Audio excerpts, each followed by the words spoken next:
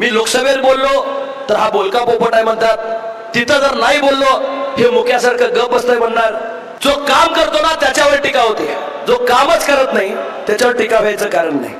ज्याचं काम खरं असतं त्याला घाबरायचं कारण नसतं. त्यांच्या 10 वर्षामध्ये किती निधी आला आणि ह्या खासदारानं गावागावामध्ये तुमच्या महानगरपालिकेपासून नगरपालिकेपासून ग्रामपंचायतीपर्यंत या खासदारानं किती निधी दिला याचा लेखाजोखा एकदा मांडूया.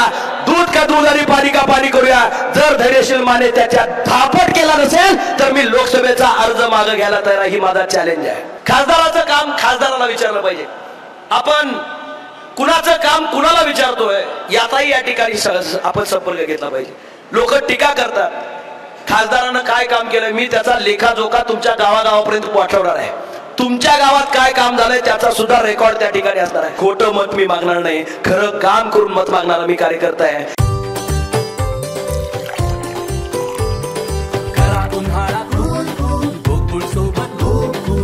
गोकुळ सोबत गोकुल. खासदाराचं काम खासदाराला विचारलं पाहिजे.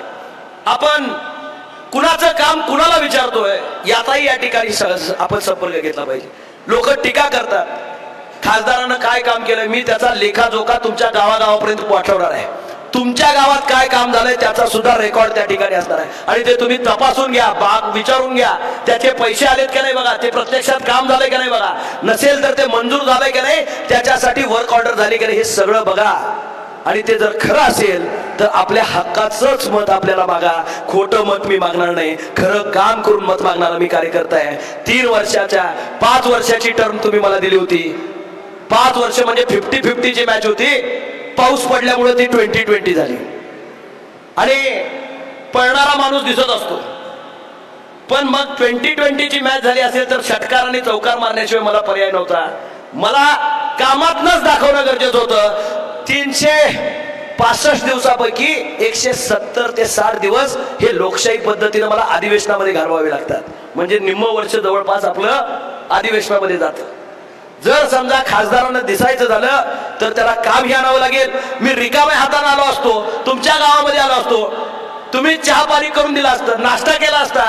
काय भारी खासदार आहे, कधी बी बोलवलं की येतोय बघ की नक्की, आमचाच चहा पितोय, आमचाच नाश्ता करतोय, दिसतोय मला गावामध्ये खासदार. पण 5 वर्षानंतर विचारलं तर तुम्हीच म्हटलं असतं आयला आलं गेलं, पण 5 वर्षात आमच्या गावाला 1 रुपया दिलेला नाही. जर समजा खासदार किती वेळा आला आणि किती वेळा गेला याचा हिशोब करायचा झाला तर ह्या 5 वर्षाचा नाही, गेल्या 15 वर्षाचा हिशोब करावा लागेल. आणि किती वर्षाचा निधी, त्यांच्या 10 वर्षामध्ये किती निधी आला आणि ह्या खासदारानं गावागावामध्ये तुमच्या महानगरपालिकेपासून नगरपालिकेपासून ग्रामपंचायतीपर्यंत या खासदारानं किती निधी दिला याचा लेखाजोखा एकदा मांडूया. दूध का दूध आणि पाणी का पाणी करूया. जर धैर्यशील माने त्याच्या धापट केला नसेल तर मी लोकसभेचा अर्ज मागे घ्यायला तयार. ही माझा चॅलेंज आहे. जो काम करतो ना त्याच्यावर टीका होते, जो कामच करत नाही त्याच्यावर टीका व्हायचं कारण नाही. ज्याचं काम खरं असतं त्याला घाबरायचं कारण नसतं. मी जरूर या संकटाच्या काळामध्ये खासदार झाल्यामुळं खऱ्या अर्थानं काही संपर्काला मर्यादा आल्या असतील. मी आपल्याला आज तारणीच्या व्यासपीठावर या ठिकाणी शब्द दिसतो की पुढच्या 5 वर्षामध्ये जी तुमची अपेक्षा आहे, तुमच्या गावागावामध्ये खासदाराचं काम ही दिसेल आणि बरोबर खासदार ही दिसेल याची व्यवस्था आपण येणाऱ्या काळामध्ये करू.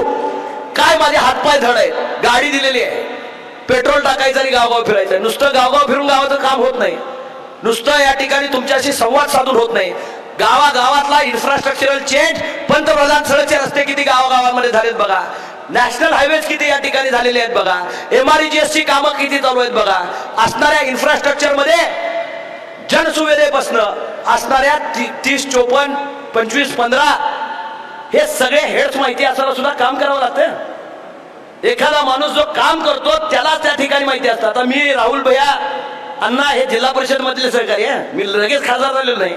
मी ग्रामपंचायत सदस्याचा जिल्हा परिषद झालो, जिल्हा परिषद सदस्याचा जिल्हा परिषद उपाध्यक्ष झालो, विरोधी पक्षनेता झालो आणि त्याच्यानंतर आपला सर्वांचा खासदार झालो. एका तरुण पोराच्या खांद्यावर आपण लोकसभेचं जू दिलंय. मी राष्ट्रीय पातळीवर काय काम करतोय खरंच युट्यूबवर जाऊन माझी भाषणं ऐका. तुम्हाला लक्षात येईल की आपला खासदार शेतकऱ्यांच्या बद्दल बोलतो की नाही, मजुरांच्या बद्दल बोलतो की नाही, टेक्सटाईल बद्दल बोलतो की नाही, उद्योगाच्या बाबतीत बोलतो की नाही, फायनान्स बाबतीत बोलतो की नाही, क्रीडा क्षेत्राच्या बाबतीत बोलतो की नाही, महापुरुषांच्या बाबतीत बोलतो की नाही, मराठा आरक्षणाच्या बाबतीत बोलतो की नाही, आणि त्याचबरोबर सर्वसामान्य माणूस कर्जबारी झालाय त्याच्या बाबतीत आणि महागाईच्या बाबतीत सुद्धा. अण्णा, मी कुठल्याही क्षेत्रामध्ये बोलत असताना चौफेर त्या ठिकाणी सगळ्या विषयावर बोललोय, कारण मला तुम्ही बोलण्यासाठीच पाठवलंय. मी लोकसभेत बोललो तर हा बोलका पोपट आहे म्हणतात, तिथं जर नाही बोललो हे मुक्यासारखं गप बसतंय म्हणणार. खासदारानं करायचं असेल तिथं जाऊन तर बोलण्याचंच काम करायचं आहे, कारण तिथं बोलल्याशिवाय काही मिळत नाही. अण्णा, तुम्ही विधानसभेमध्ये काम करता, काही वेळा तुम्ही सभागृह थांबवता, मोठे नेते बोलत असताना तुमचा आवाज इतका चढलेला असतोय की नेत्या तिथल्या तिथं थांबतोय आणि अण्णाला तेवढं बोलू द्या म्हणतोय. हे आम्ही या ठिकाणी टीव्हीवर बघितलं. अशाच नवनवीन अपडेट पाहण्यासाठी आमच्या KK न्यूज चॅनेलला सबस्क्राईब करा.